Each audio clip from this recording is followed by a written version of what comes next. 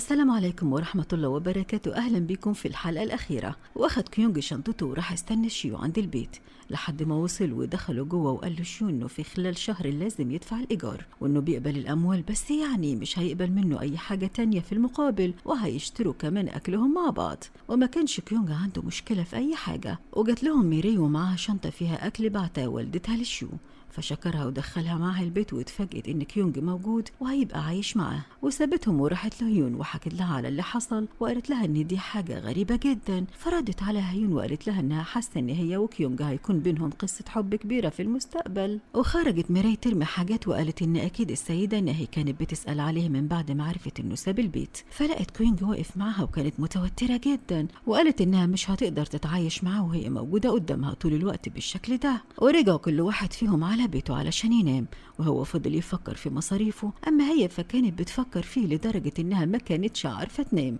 وتاني يوم راح على السوبر ماركت بس ما كانش معاه فلوس حتى للفطار، ولما شاف ميري هي وهيون ما قدرش يقول كده، وراح لمحطة الأتوبيس علشان يركب معاهم ويروح الجامعة، بس حتى ما كانش معاه الأجرة، فطلب منهم يركبوا مش هو، وفكروه متضايق منهم علشان سألوه عن سبب بعده عن البيت. وفضل قاعد متضايق وجعان لحد ما شيو اتصل بيه وطلب منه يجي المطعم الجامعة علشان ياكل وجبة مجانية. وطبعا كيونج ما صدق وراح على طول، وكان موجود في المطعم كمان هايتي اللي لاحظت انها وين متغير جدا معاها. وطبعا ده حصل بعد كلام سوا اللي قالته له بانها معجبة بيه، وبدأ يفكر في سوا بدل من هايتي، وما كانش يعرف انها بتخدعه بس علشان تبعده عن هايتي. اما ميراي وهي رايحة الجامعة وقفها تشان واعتذر لها على اللي عمله معاها قبل كده، وقال لها انه مستعد لاي عقاب علشان تسامحه، وبمنتهى السهولة قالت له انها مسامحاه. وراح بعدها كمان لكيونج واعتذر له وقال له انه هيدور له على وظيفه بدوام جزئي علشان يبقى صديقه، والكل استغرب طبعا انهم اتصالحوا. وراح كيونج بعدها على قاعه المحاضرات، وفرحت سوا وقعدت جنبه وعملت نفسها محتاجه يشرح لها حاجه،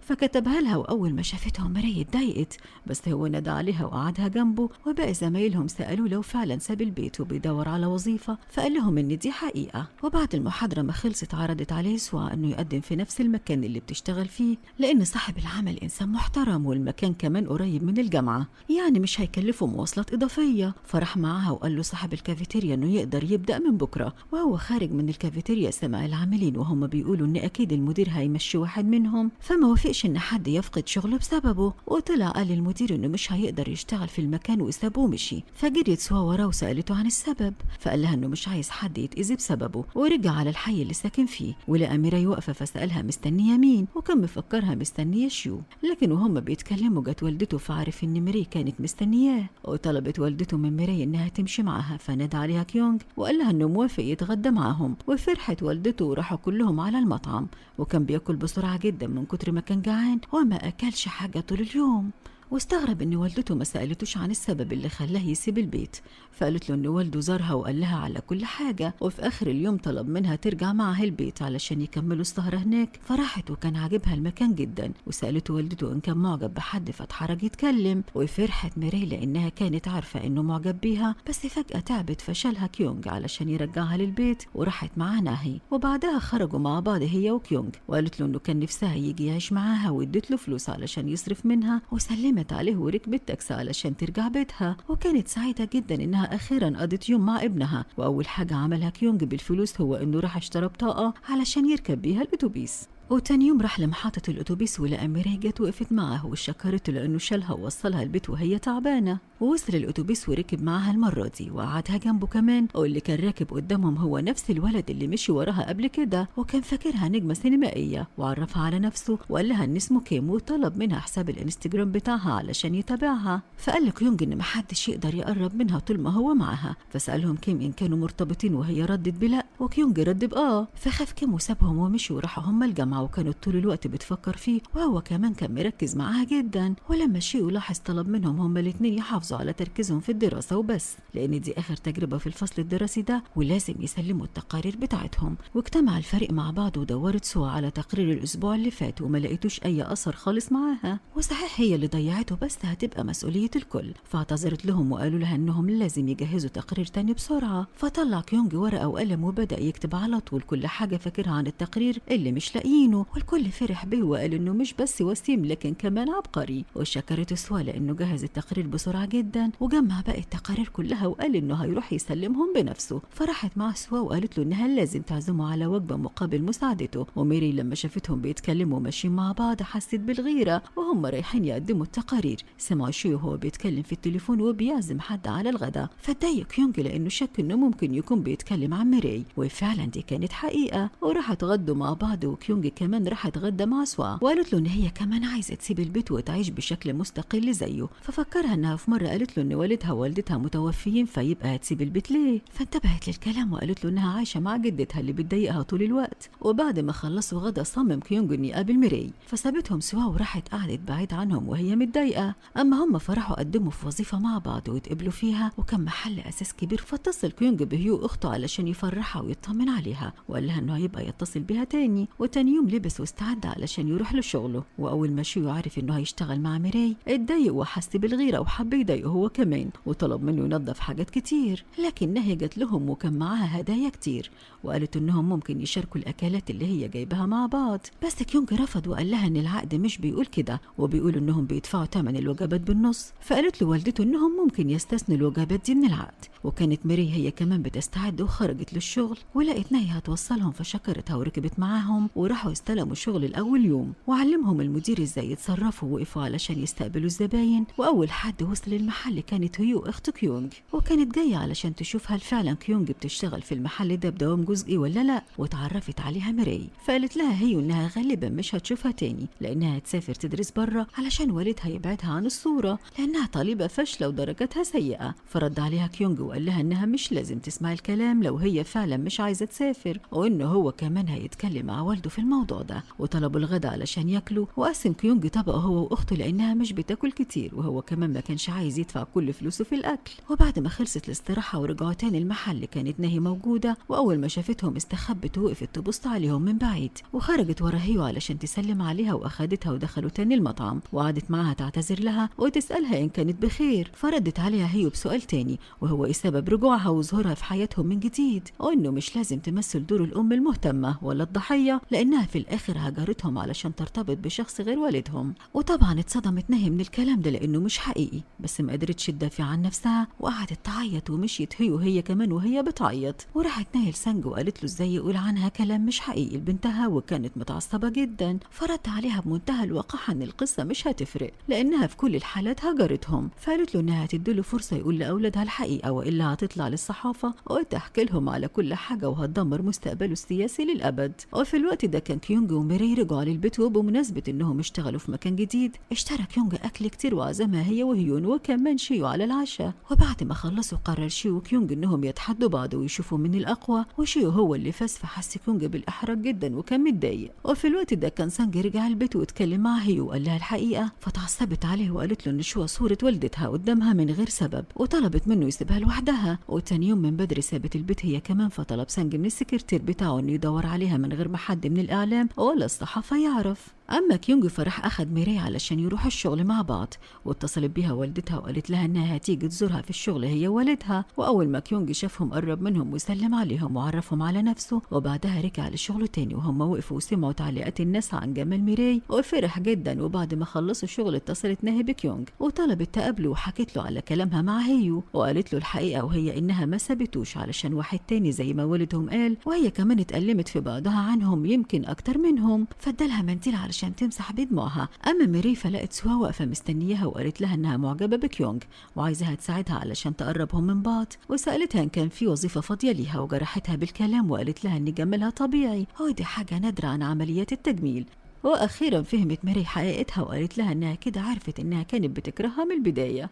ولما حست سوا انها هتتكشف تراجعت عن كلامها وطلبت منها ما تفهمش غلط، هي بس تقصد ان البنات الجميله بقت كتيره بسبب عمليات التجميل، فخلت الموضوع مش نادر على البنات الجميله بشكل طبيعي. وسابتها ومشيت وراحت قعدت مع هيون وحكت لها على اللي حصل. وقتها هيون نصحتها وقالت لها ان سوا بنت شريره جدا وبتتعمد انها تاذيها. وراحت ميري بعدها علشان تشوف باقي زمايلها ولقيتهم بيتخانقوا مع تشال لانه بيسخر منها علشان هايتي خبت خبر ارتباطها بهاون، فسابتهم هم كمان ومشيت. اما لما هاون فكان قاعد مع سوا من بعد ما عرف إنها معجبة بيه. أما ميري فكانت سرحانة وبتفكر لو زمايلها عرفوا حقيقة مشاعرها ناحية كيونغ وقتها هيسخروا منها وهيبقى رد فعلهم عنيف جدا. وراحت قعدت في قاعة المحاضرات لوحدها، فلقت سوا جت قعدت معاها وكيونغ ما جاش لأنه اتصل به هي وأخته من بعد ما عرف إنها بتبيع هدومه وعرف إنها سابت البيت وفي مشكلة عندها، فراح لها على طول وطلب منها تحضر شنطتها علشان هتمشي معاه. ولما أخدها بالعافية قالت له إنها مش عايزة تشوف والدها تاني لأنها بتكرهه، فقال لها إنه مش هيرجعها لوالدها لكن هيوديها لحد هيعيط في الفرح أول ما يشوفها. وفعلا اتصل بنهي وأول ما عرفت طلعت تجري ولغت كل مواعيدها ورجعت على البيت بسرعة كبيرة. وأول ما شافتها خدتها في حضنها وكانت طايرة من الفرح. وسابهم كيونغ وراح قابل يوجين وحكى له على المشاكل اللي عايش فيها، واتصل بميري علشان يقابلها بس هي ما كانتش بترد لأن هيون بعد ما شافتها متضايقة اتصلت بشي وخرجوا هم الثلاثة مع بعض. وأول ما عرف مكانهم راح لهم على طول. ولما رجعوا للبيت كانت هيون لاحظت نظرات الإعجاب اللي بين كيونغ وميري وواجهتها بالحقيقة دي، فقالت لها ميري ان مش لازم حد يعرف ولازم كمان تبعد عن كيونغ لانه افضل منها بكتير. ودخلت نامت. وتاني يوم راحت الشغل مع كيونغ واتفاجئوا بوجود سوا اتعينت في نفس المحل اللي بيشتغلوا فيه. وطبعا حاجه زي دي ضايقت ميري بس ما اتكلمتش. واخدها زميلهم الكبير عرفها طبيعه الشغل والمكان وراح معاها كيونغ وميري. وجاه المدير قال انه محتاج متطوع علشان يشتغل وقت استراحه الغداء لان في زباين كتير موجودين. فقالت ميري انها موافقه تتطوع وراحت مع المدير طبعا سوا وما ضيعتش الفرصه دي وراحت هي تتغدى مع كيونغ في مطعم قريب منهم. وقالت انها لما عرفت المكان اللي بيشتغل فيه قررت انها تنضم ليهم. فسألها عن سبب اهتمامهم بيهم ولما قالت له انها مش فاهمه قصده سخر منها وقال لها انه متاكد انها فاهمه كل حاجه كويس لانها ذكيه ومش غبيه للدرجه دي. فقالت له انها بتستلطفه. وبعد ما حلوا سوء التفاهم اللي كان بينهم قالت انهم ممكن يبقوا اصدقاء مع الوقت. وسألته هو اللي دايما بيسيء الظن بيها، ده غير كمان انها ممكن تستقيل من الوظيفة لو هو متضايق منها. فسابها وقام خالص ورجع قابل زميلهم القديم ولقاه بيقول له انه اتكلم مع ميري وعرف انها مش مرتبطة وعشان كده عايز يتشجع ويقول لها انه معجب بها لانها بنت جميلة وذكية. فاتضايق كيونغ وحس بالغيرة وده نفس اللي كانت حاسة بيه ميري بسبب ان كيونغ اتغدى مع سوا ولقيتها جت قالت لها ان كيونغ ما كانش حاسس بالراحة بوجوده معاها من غيرها. فسابتها ميري تتكلم وخرجت وسمعت كيونغ وهو بيتكلم مع زميلهم وبيقول على ميري ان جمالها مش طبيعي واكيد عاملة عمليات تجميل شاملة. فمسكوا كيونغ ضربه ورد عليه الموظف وقال انه اكيد مش هيهتم ببنت شكلها رخيص زيها. فاخدوا كيونغ تاني على الحمام وفضل يضربه وراح لهم المدير المرة دي وبلغ الشرطة عليهم كمان واخدوهم كلهم على الاسم. وطلب الضابط من كيونغ انه يعتذر علشان يمشي لكن كيونغ رفض. وقالت ميري ان المفروض زميلهم التاني هو اللي يعتذر لها لكنه برضه رفض وفضل المحضر مستمر. وفي الوقت ده وصلت نهي المحل علشان تطمن على كيونغ بس ما لقيتوش. فسألت عنه سوا ولما عرفت منها انهم في اسم الشرطة اخدت منها العنوان علشان تروح لهم على طول. بس غالبا الموضوع كان اتحل لان ميري هددت زميلها بان هي كمان هتقدم في شكوى. واتصل بها المدير وقال لها تبلغه انه مطرود وهيشهد ضده لو حد رفع عليه قضية تحرش. وده بعد ما كل زمايلهم البنات قالوا له انه فعلا شخص مش كويس وحاولوا انه يتحرش بيهم. وفي اللحظة دي وصلت نهي وسألت كيونغ ليه ما اتصلش بيها أول ما وقع في مشكلة وأخدته هو وميري وخرجوهم. ولسه بتسأل ميري إن كانت كويسة انهارت من العياط وكانت عايزة تمشي بس ما هو كيونغ قالوا لها إنهم لازم يتعشوا مع بعض الأول. وبعد ما خلصوا عشاء مشيت نهي وسابتهم يرجعوا البيت مع بعض لأن طريقهم واحد وطلبت منه ميري إنه ما يتدخلش في مشاكلها تاني. لكن هو قال لها إن لو تعرضت لأي مشكلة فهيدخل فيها من غير حتى ما يسألها وسألها إن كانت معجبة بيه. فقالت له انهم مجرد اصدقاء وبس واعتذرت له لو فهم بالغلط انها معجبه به وسابته ورجعت على بيتها وهي متضايقه. وهم كمان كانوا زعلانين وفضل يفتكر كلمتها بانهم مجرد اصدقاء وبس. وتاني يوم راحوا على الجامعه وكان في محاضره خاصه هتقدمها ناهي فالكل حضرها وكانوا متحمسين جدا ليها. وكل اللي كان يعرف انها والده كيونغ قالوا انه ورث الوسامه منها. وقدمت ناهي المحاضره بصفتها متخرجه من نفس الجامعه ونفس القسم. وفضلت ميراي تبص على كيونغ يمين وشمال لكن ما لقيتوش لانه كان بيغير تسريحه شعره بعد الصدمة اللي أخدها منها. ووصل المحاضرة متأخر بلون شعر جديد والكل كان مستغربه. وقالت والدته إنه ممكن يكون بيمر بمراهقة متأخرة. أما ميري فقالت له إن اللون حلو بس هو كان مش قابل منها كلام وسابها ومشي. وكانت والدته لسه مستغربة من اللي بيعمله فسألت هيو لو تعرف السبب بس هي أكدت لها إنها ما تعرفش لكن ممكن يكون بيعمل كده لأنه اتجرح من بنت. وفعلا كان كيونغ بيمر فترة صعبة وحاسس إن قلبه مجروح وبقى بيتعمد إنه يبعد عن ميري وما يتكلمش معاها كتير. واستمر على الحال ده لحد ما الامتحانات خلصت. فاتصلت استثناها بيها وطلبت منها انها تقابلها على الغداء، واخدتها وراحوا المطعم وسالتها لو كيونج بيمر بمشكله او حصل بينهم مشكله مع بعض لانه مش مهووس بالصبغه، وكون انه يصبغ شعره فجاه فدي معناها ان في مشكله كبيره. ففهمت ميري انها السبب وقالت لها انها حكت له على كل حاجه وانها اضطرت تكذب عليه لانه احسن منها وهي مش زيه خالص، لان حتى جمالها ده مزيف وناتج من عمليه التجميل. فقالت لها انها غلطانه لان الشكل عمره ما كان مهم قد الاعجاب المتبادل اللي بينهم، وطلبت منها ما تهتمش براي اي حد ولا كلام الناس الغريبه اللي مش بتبطل كلام، ونصحتها نصيحه مهمه وهي انها مش لازم تضيع فرصه تندم عليها. فشكرتها ميري واتجهت للبيت وهي بتقول لنفسها انها مش مختلفه عن سوا ولا عن اي بنت جميله. فلقت شيو جاي وراها وطلب منها انهم يتكلموا، فقعدت معاه في الحديقه العامه وسالها ليه ما سجلتش في البرنامج الصيفي. فقالت له انها كانت ناويه تقضي الاجازه الصيف مع عائلتها، فلفت نظرها ان البرنامج الصيفي هيكون عن العطور واكيد ده حاجه هتفيدها بما انها مهتمه بالموضوع ده. فطلبت منه يسجل اسمها وعرض عليها انهم يتقابلوا يوم الاربعاء لوحدهم وما كانش عندها مانع. وراحت تاني يوم على الجامعه وجت سوا قعدت جنبها، ولما نادت على كيونج تجاهلها خالص وبدات المحاضرات. وطول الوقت كانت ماري بتبص لكيونج وبتحاول انها تلاقي فرصه تتكلم معاه، بس هو ما كانش مركز معاها خالص.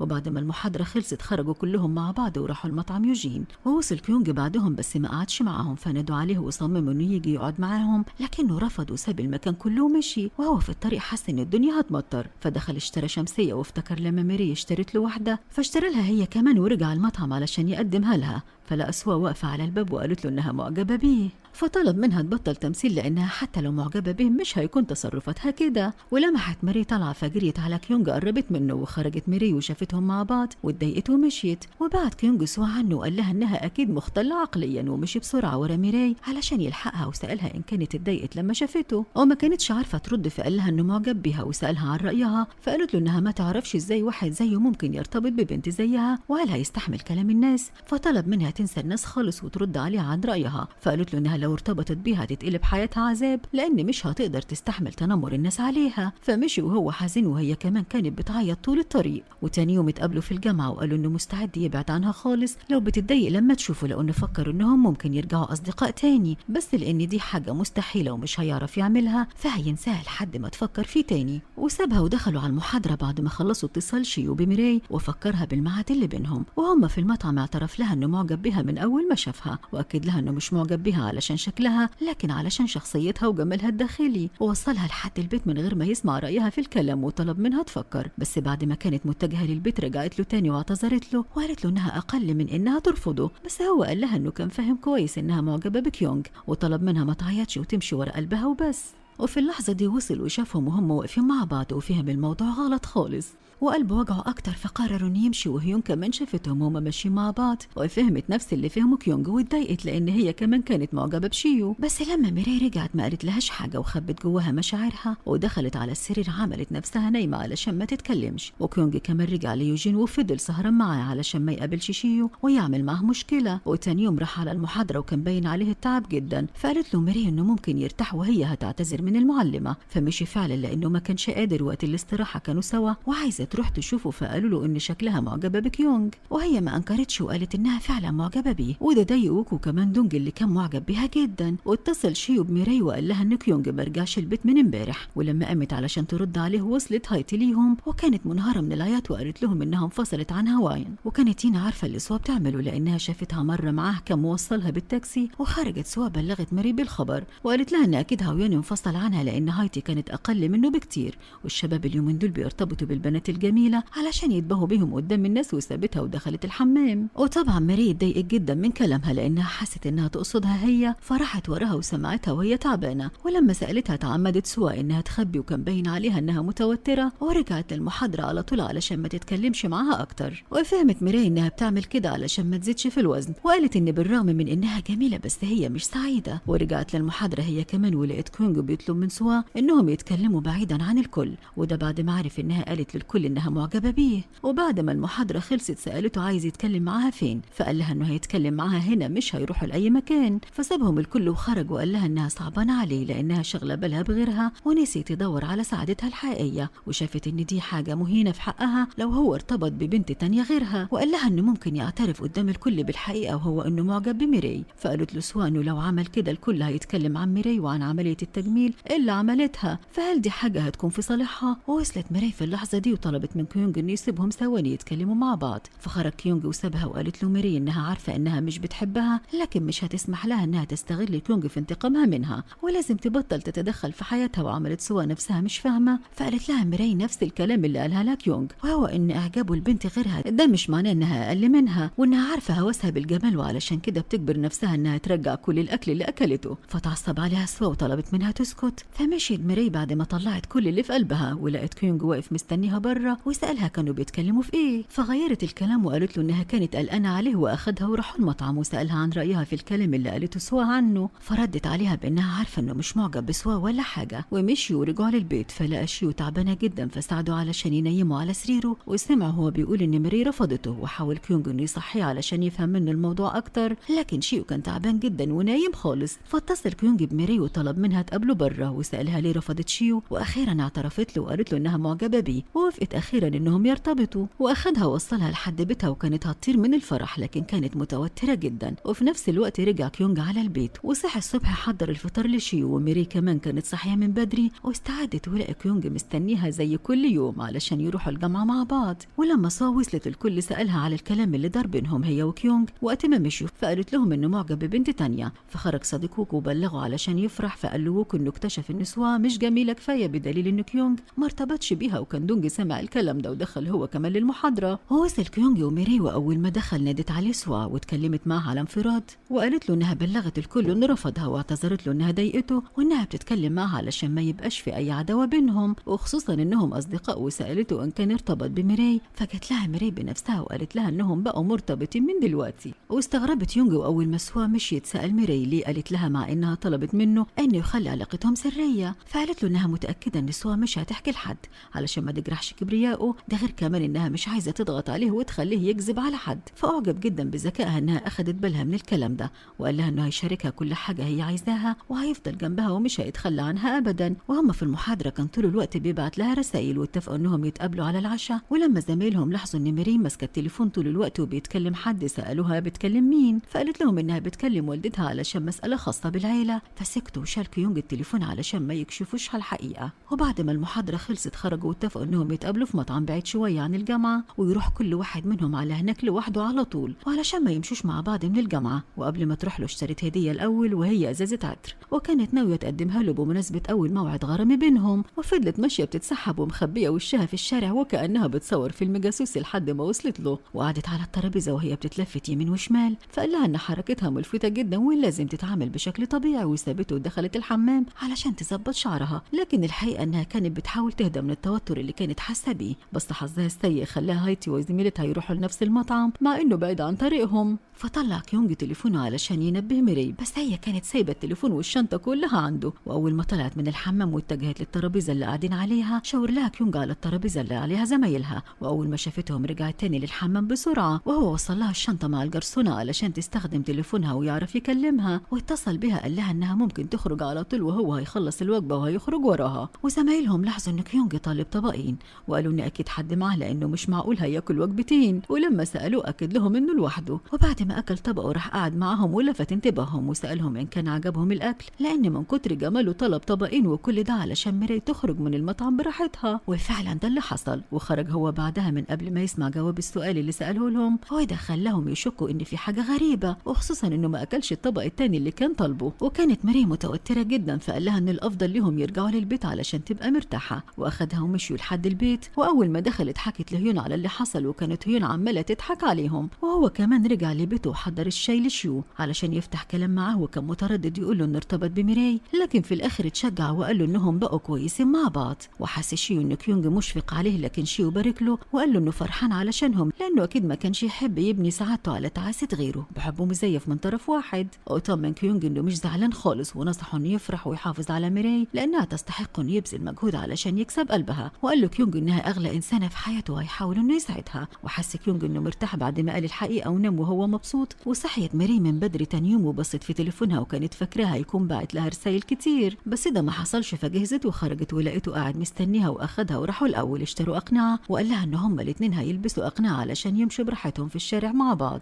بس بعد خطوتين حست انها مش مرتاحه وقالت له انهم من البدايه كانوا بيمشوا مع بعض لانهم ساكنين في نفس الشارع لكن هيحافظوا على طريقه التعامل في المكان. وراحوا على الجامعه وهناك وقف جين قالت لهايتي وحكت لها انها شافت هاوين وهو بيقدم لسوا في مطعم وطلب منها انهم يرتبطوا، بس هي رفضت وسابته ومشيت. وكانت هنا واقفه وسمعاهم وهم بيتكلموا، فراحت لسوا وعرضت عليهم انهم يتغدوا مع بعض في اي مكان بره. وفي البدايه رفضت سوا بس بعد كده وافقت. وفي وقت الاستراحه ما كانوش موجود غير ميراي وكيونج وجين، وقعدوا مع بعض. وبعدها خرج كيونج هو وميراي وبالصدفه شافتهم نهى وفهمت انهم ارتبطوا، وكانت فرحانه جدا علشانهم وقالت له انها تمنت كتير انه يرتبط ببنت ذكيه وجميله زي ميراي وسابتهم. اما سوا وينا فكانوا بيتغدوا مع بعض، فحكت لها ينا انها شافتها مع هاون وكانت فاكراها بتلعب عليها او معجبه بيه. ولما عرفت من جين انها رفضته حست انها ظلمتها، علشان كده جابتها المطعم علشان تعتذر لها. فمثلت سوا عليها انها بريئه ودايما بتتظلم، وقالت لها انها تعودت ان الناس يسيئوا الظن فيها وما يفهموهاش صح. والكلام ده خلى ينا تحس بتأنيب الضمير اكتر. وبننتقل بالاحداث عند هيو اللي راح لها والدها عند المدرسه بعد ما عرف انها بتعمل فيديوهات على الانترنت وبتطلع تاكل فيها. وبعد ما كانت لابسه قناع ومخبيه شخصيتها الحقيقيه، شالت القناع وكشفت الكل هي مين من بعد ما اتنقلت وعاشت مع والدتها. فراح والدها قابلها وقعدوا في مكان بعيد ما فيهوش حد وطلب منها تحذف الفيديوهات، بس هي رفضت وقالت له انها بتعمل حاجه حبها ومقتنعه بيها، او ان المفروض بعد ما كذب عليها وخدعها السنين دي كلها يبقى مالوش الحق انه يعرفها الصح من الغلط، وسابته ومشيت. وهو ما كانش مهتم غير بسمعته بس، وخصوصا بعد ما فاز في الانتخابات. وبنرجع تاني المرايه اللي رجعت البيت واتفاجئت بوجود والدها ووالدتها موجودين، وكانت مش عارفه تتصرف ازاي، وخصوصا انها كانت متفقه مع كيونج انه يجي يسهر معها. وهو كان خلاص في محل البقاله وبيشتري العصاير والحلويات اللي هياكلوها وهم سهرانين مع بعض. فبعتت له رساله بسرعه وقالت له ان والدها ووالدتها موجودين وهتبقى تكلمه لما يمشوا. وكان مش عارف يتصرف ازاي ويرجع الحاجات اللي اشتراها ازاي، وخصوصا ان مش معاه فلوس كتير ولا يستنى لانه ممكن تتصل بيه فعلا. فقرر انه يقعد في الشارع بالحاجات اللي اشتراها لحد ما بعتت له الرساله وقالت له انهم مشيوا. فاتحرك على طول وراح لها، وكانت عايزه توري له البيت، فقال لها انه جاء قبل كده لما كانت تعبانه وشالها ونيمها على السرير بنفسه. وبدات تجهز الاكل علشان ياكلوا مع بعض، وقالت له ان والدتها جايبه لها حاجات كتير فممكن ياكلوا براحتهم، وسالت له يحب يعمل ايه بعد كده. وما كانوش عارفين هما الاتنين يفكروا، فاقترحت عليه انها تعلمه ازاي يصنع شمعة معطرة ويعملوا ده مع بعض، وتبقى دي اول شمعة يصنعوها بنفسهم. وعجبته الفكرة وهو بيساعدها، ايده اتحرقت والاول مرة يحس بخوفها عليه بالشكل ده، وكان فرحان جدا. وكان شاري كيك فحط فيه شمعة وقال لها ان ده يعتبر اول يوم رسمي لارتباطهم، وعشان كده جايب شمعة واحدة وهي قدمت له العطر اللي كانت شاريه ليه، وكانوا مبسوطين جدا. وفي آخر اليوم رجع لبيته نام، وصحيت ميري تاني يوم من بدري علشان تجهز نفسها وراحوا على المحاضرة مع بعض. وكانت نظرتهم باينة إن في حاجة بينهم، وده اللي لاحظته المعلمة وطلبت منهم يصنعوا مع بعض عطر ثنائي بما إنهم مرتبطين. ولما لقيتهم سكتوا قالت إنها أكيد فهمت غلط، لكن المفاجأة إن ميري اتشجعت وقالت لها إنهم فعلا مرتبطين مع بعض، وأكد كيونج الخبر. وعلى عكس ما كانت ميري متوقعة، فالكل فرح لهم جدا، بس طبعا ما عدا سوا اللي اتضايقت جدا. بس هم ما اهتموش وبقوا يتعاملوا بشكل طبيعي قدام الكل. وسمعت هايتو زميلتها وهم بيتكلموا على سوا وبيقولوا انها مش طبيعيه، وحتى انها بتتعمد انها ترجع الاكل علشان تفضل نحيفه، وبتدعي حاجات كتير. فاتدخلت في الكلام وقالت لهم ان سوا فعلا تعبانه، وراحت وراها علشان تطمن عليها. فطلبت منها سوا انها ما تمثلش لانها مجرد بنت بلاستيكيه، ولولا العمليات اللي عملتها ما كانتش اتجرأت ولا قدرت تتكلم مع كيونج. وسابتها وفتحت تليفونها ولقت صور ليها موجوده على الانترنت، فراحت اتعصبت على ووك لان هو اللي كان معاها الكاميرا وحاول يصورها مرة زمان من غير إذنها، وطلبت منه يمسح صورها وإلا هتبلغ عليه. ومسح الصور فعلا، وقال لها انه مبسوط ان كيونج فضل ميراي عليها لانها ما تستحقش ان حد يعجب بها، وسابها ومشي. ولما سوا لقت الصور لسه موجوده فهمت ان مش هو اللي منزل لها صورها، وما كانتش عارفه ازاي توصل للشخص اللي بيعمل كده. وخلص اليوم على كده، ورجعت ميراي جابتها وقالت ان هيون انها اعترفت قدام الكل انها ارتبطت بكيونج. واتصل بها كيونج وطلب منها تلبس زي المدرسه بكره، وكانت مستغربه بس هو مصمم وراح كمان لبيته وجاب لبس المدرسه بتاعه. وتاني يوم خرج هو وميراي وصمم انه يروح معاها المدرسه لانه كان نفسه يعمل كده جدا من زمان. وفعلا راحوا على هناك ولعبوا كرة مع الطلاب واشتروا اكلات وقضوا يومهم مع بعض كانهم 2 تلاميذ صغيرين في ثانوي. وكانت عايزه تروح، فقال لها ان هيون لو شافتها باللبس ده هتسخر منها، والافضل انهم يستنوا لحد ما الكل ينام وبعدين يبقوا يرجعوا. واخدها وراحوا للسينما مع بعض وكانوا مبسوطين جدا. ولما راجل كبر لقاها بلبس المدرسه فكرهم طلاب وقال على ميري انها لو بنته خانته وكان قتلها. فقامت وقفت وردت عليه بمنتهى الشجاعة وسألته يقصد مين بالكلام ده، وخاف الراجل من المشاكل وبعد عنها. وكان كيونج معجب جدا بشجاعتها وقال لها انها اتغيرت كتير للافضل وبقت اقوى. اما سوا في الوقت ده فكانت حزينه وزعلانه وافتكرت التنمر اللي كانت بتواجهه وهي صغيره، لانها كانت بنت فقيره ووالدتها هجرتها وسابتها لجدتها اللي ربتها، وكانت جدتها عجوزه ومش بتهتم بيها ولا بنظافتها. وفي يوم راحت والدتها زارتها وطلبت منها تهتم بنظافتها وسرحت لها شعرها واخدتها المطعم واكلتها وسابتها ومشيت. وتاني يوم لما راحت المدرسه زمايلها ما عرفوهاش من كتر ما كانت نظيفه وجميله، وقالوا عليها انها اجمل بنت في المدرسه. واخيرا حست انها فرحانه وبقت بتهتم بنظافتها وبتسرح دايما. وقالت ان بالرغم من حزنها بس فهمت انها لازم تكون مبتسمه ومهتمه بنفسها. وفاقت من ذكرياتها وحست ان في حد بيراقبها، فكانت واقفه خايفه لان الوقت متاخر. وده اللي فهمته ميري هي وكيونج لما حبوا يرجعوا للبيت وما لقوش ولا اتوبيس ولا حتى عربيه اجره، ولان المدرسه كانت جنب بيت عيلتها ففكرتها انها تروح هناك ويقضوا الليل. فقال لها كيونج انها ممكن تروح عندهم وهو هيستنى لحد ما النهار يطلع ويركب اي مواصله. فاتصلت ميري بوالدتها علشان تستأذنها انها تبات عندهم، فعرفت انهم مش موجودين في البيت وراحوا لعيد ميلاد جدها. فاخدت كيونج معاها البيت علشان يبات هناك لحد ما النهار يطلع. ولقى صوره قديمه ليها فمسكها، واول ما ميري شافته حاولت تاخدها منه وهي متضايقه جدا وخبتها بسرعه في الدرج. ولما سالها عن سبب غضبها سالته ازاي اعجب بيها مع انه عارف شكلها القديم كويس. فقال لها انه معجب بشخصيتها مش بشكلها، والحقيقه ان شكلها القديم كان عاجبه اكتر من دلوقتي. فقامت جابت له الصوره وادتها له وهي مكسوفه، ودخلت لأوضتها وقفلت عليها وهي فرحانة جدا. وبعد ما دخلت تنام اتصلت بها والدتها، وكانت ميري ناسية تليفونها بره. وحاول كيونج انه يخبط عليها ويصحيها بس ما كانتش بتصحى، فاضطر انه يرد على والدتها علشان ما تقلقش، وقال لها انه مرتبط بميري وشرح لها الظروف اللي خلتهم يجوا البيت. فاتصلت بيه فيديو علشان تتأكد انه موجود في مكان بعيد عن ميري. وبعدين قفلت معه وكانت هتطير من الفرح ان صديق بنتها يبقى الشاب الوسيم اللي الكل بيتكلم عن جماله. تخيل كمان ان والدته سيدة اعمال كبيرة ووالده سياسي معروف. وكلمه والدها بعد كده وحذره وقال له ان في كاميرات مراقبه بتسجل كل حاجه. فخاف كيونج وفضل قاعد في مكانه وصحي لحد تاني يوم. واول ما صحيت ميري سالها عن كاميرا المراقبه، فقالت له ان مفيش بيت بيكون فيه كاميرات. فما صدق ونام 10 دقايق على بال ما ميري جهزت.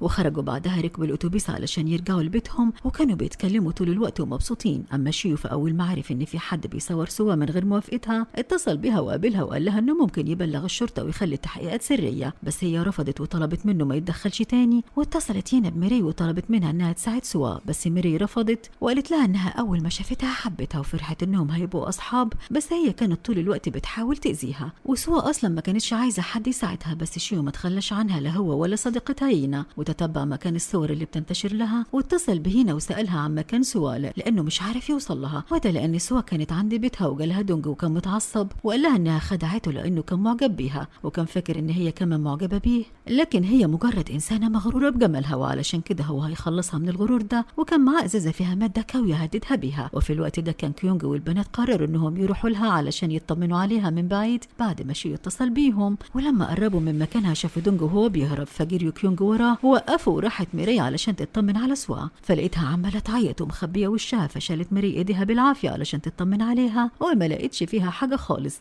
لكن سوا ما كانتش عارفه كده ومسكت قطعه من الازاز المكسوره علشان تقتل بنفسها وتخلص من حياتها لانها مش هتقدر تعيش بشكل وحش ومشوه. ففتحت ميري كاميرا التليفون بسرعه وطلبت منها تبص فيها لانها وشها طبيعي وما فيهوش حاجه، والازازه كان فيها ميه بس، ودونج كان بيخوفها مش اكتر. وفعلا لقت سوا وشها طبيعي وما فيهوش حاجه، فسخرت من ميري وقالت ان مش المفروض بنت زيها هي اللي تساعدها. فردت عليها ميري وقالت لها ان فعلا كان شكلها وحش جدا وعايشه تعيسه طول حياتها، بس هل هي كانت سعيده بوشها الجميل؟ اكيد برضو لا، والسعاده ملهاش علاقه بالجمال، وده اللي هي اكتشفته. وعرفت انها كانت غلطانه لما عملت عمليات تجميل، لان مش المفروض ان الانسان يكون عنده هوس بالجمال وعمليات التجميل ويدور على النحافه بشكل هستيري، لان بعد كل ده برضو مش بيعيشوا بسعاده لانهم بيتخانقوا مع بعض وبيكون بينهم صراعات. والافضل من انهم يدوروا على جمال الشكل يدوروا على جمال الروح. وانها من الوقت ده فهمت انها لازم تعمل اللي يساعدها مش اللي يخلي الناس تتكلم عنها كويس، ولازم هي كمان تفهم النقطه دي. واخدتها وراحت بها على المستشفى علشان سوا تطمن على نفسها. واستأذنت كيونج انه يمشي لانها هتقعد مع سوا فتره، وطلبت من يينا ان هي كمان كمان تمشي، وفضلت جنب سوا لحد ما فاقت، وقالوا لسوا في المستشفى انها هتشارك في جلسة تغيير الذات، وطمناها ان دونج اتقبض عليه. ولما خلصت الاجازة وبدأت الدراسة كل زمايل كيونج وميري عرفوا انهم مرتبطين، وكانوا فرحانين جدا علشانهم ومحدش تنمر على ميري زي ما كانت فاكرة. اما هاوين فرح لهايتي واعتذر لها على اللي عمله، وقال لها انه حاسس بالذنب انه ظلمها، فاتكلمت معاه بمنتهى القوة والثقة في نفسها، وقالت له ان مفيش داعي انه يبقى زعلان لانه في الحقيقة هي كمان نسيته، واكتشفت انها ما كانتش معجبة به ولا حاجة. وبقت ميري تشتغل مدرسة وهي بتدرس علشان يبقى معاها فلوس تعرف تصرف منها، والبنت اللي كانت بتديلها درس كانت طول الوقت بتسألها عن عمليات التجميل اللي عملتها. وحاولت ميري انها تتملك اعصابها بالعافية، بس الكلام في موضوع عملية التجميل ما بقاش يضايقها زي زمان. واشتغل كيونج كمان جرسون في مطعم، وكان كاتب مكان اسمه انه مرتبط علشان محدش يحاول يتكلم معاه. اما سانج فراح قابل ناهي وقال لها انه محبش في حياته غير اتنين، ناهي وهي في عمرها 26 وناهي وهي في عمرها 46. فرفضت تسمع منه كلام اكتر وسابته، وبنشوف سواء اللي شكلها اتغير، وحتى انها قصت شعرها وراحت قابلته يوم واعترفت له انها ما اعجبتش بيه حتى ولا لحظه واحده. وراحت بعدها لقاعه المحاضرات وحطت عطر هديه جنب كيونج وهي نايمه، واختفت بعدها. واول ما ماري صحيت اتصلت بكيونج واخدته المطعم، وكانت محضره له مفاجاه واحتفلت بعيد ميلاده وقدمت له هديه كمان، وكانوا فرحانين جدا مع بعض. وقالت له ان من فتره فاتت اتعودت انها تقيم شكل الناس اللي بيعدوا قدامها، لكن بعدها اكتشفت ان دي كانت اكبر غلطه عملتها، وكان المفروض تقيم اخلاقهم وقلبه وطيبه قلبه، ودي كانت النهايه والسلام.